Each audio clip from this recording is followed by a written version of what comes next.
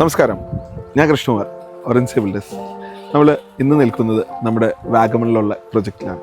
ഈ പ്രൊജക്റ്റിൻ്റെ ഡീറ്റെയിലിംഗ് പറയുകയാണെങ്കിൽ ഇതൊരു ഡിഫറെൻറ്റ് ലെവലിൽ, അതായത് ഒരു 5 to 6 ലെവൽസിലായിട്ടാണ് ഈ ബിൽഡിംഗ് നമ്മൾ ഡിസൈൻ ചെയ്തിരിക്കുന്നത്. സോ ഇപ്പോൾ നമ്മൾ ഈ പ്ലോട്ട് നോക്കുകയാണെങ്കിൽ തന്നെ ഡിഫറെൻറ്റ് ലെവൽസിലാണ് അതിൻ്റെ ടെറൈൻസ് നമ്മൾ കട്ട് ചെയ്ത് സെറ്റ് ചെയ്തിരിക്കുന്നത്.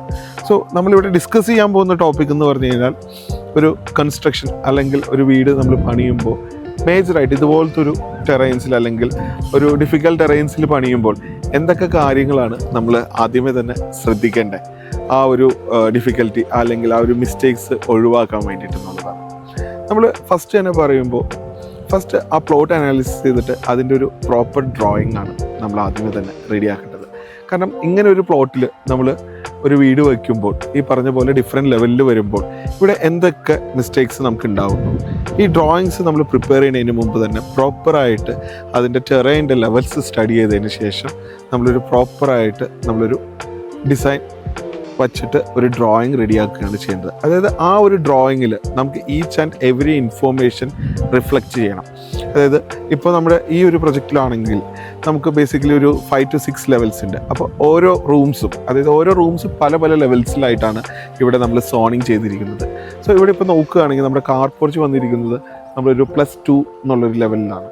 0 നിൽക്കുന്നത് താഴത്തൊരു ഇലക്ട്രിക്കൽ റൂമിലാണ്.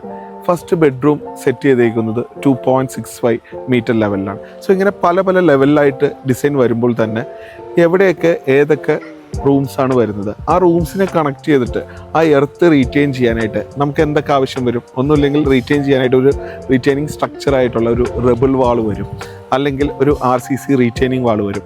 സോ ഇതെല്ലാം തന്നെ നമ്മൾ ആദ്യമേ തന്നെ പ്ലാൻ ചെയ്തതിന് ശേഷം ഈ ഡ്രോയിങ്ങിൽ പ്രോപ്പറായിട്ട് തന്നെ നമ്മൾ റിഫ്ലക്റ്റ് ചെയ്യണം.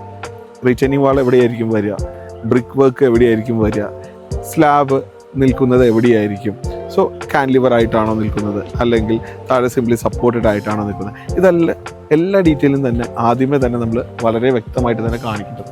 സോ അതിന് ശേഷം തന്നെ സൈറ്റിൽ വന്ന് സൈറ്റ് ടീമായിട്ട് നമ്മൾ പ്രോപ്പറായിട്ട് അവർക്ക് ഓരോ ഡീറ്റെയിലും എക്സ്പ്ലെയിൻ ചെയ്ത് തന്നെ കൊടുക്കണം.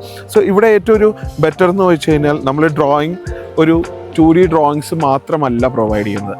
ഈ ഒരു പ്രൊജക്റ്റിൽ വരുമ്പോൾ നമ്മൾ അതിൻ്റെ ഒരു സ്കെച്ചപ്പ് വേർഷനും കൂടി പ്രൊവൈഡ് ചെയ്യും.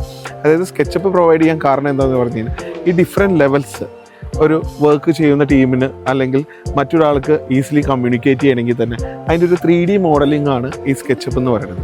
സോ ആ സ്കെച്ചപ്പ് ചെയ്യുമ്പോൾ തന്നെ ഈ പല ലെവൽസ് പെട്ടെന്ന് ഐഡൻറ്റിഫൈ ചെയ്യാനും അതുകൊണ്ട് തന്നെ മിസ്റ്റേക്സ് അവോയ്ഡ് ചെയ്യാനും പറ്റും. സോ അതുകൊണ്ട് തന്നെ നമ്മുടെ ആ 2D ഡ്രോയിങ്ങിനൊപ്പം തന്നെ ഈ സ്കെച്ചപ്സും പ്രോപ്പറായിട്ട് ചെയ്യണം. അതുപോലെ തന്നെ സൈറ്റിൽ വന്നിട്ട് നമ്മൾ പർട്ടിക്കുലർ ഡിഫറെൻറ്റ് ലെവൽസിലുള്ള ഏരിയാസിൽ ഡിഫറെൻറ്റ് കളർ കോഡിങ് എല്ലാം കൊടുത്ത് കുറച്ചും കൂടി ഡീറ്റെയിലിംഗ് ചെയ്ത് കഴിഞ്ഞാൽ വളരെ വ്യക്തമായിട്ട് തന്നെ സൈറ്റിൽ ഇത് എക്സിക്യൂട്ട് ചെയ്യാനും പറ്റും. പ്രോപ്പറായിട്ട് നമുക്ക് വേറെ ഒരു മിസ്റ്റേക്സോ കാര്യങ്ങളോ ഇല്ലാതെ പ്രോപ്പറായിട്ട് തന്നെ മുന്നോട്ട് കൊണ്ടുപോകാനും പറ്റും.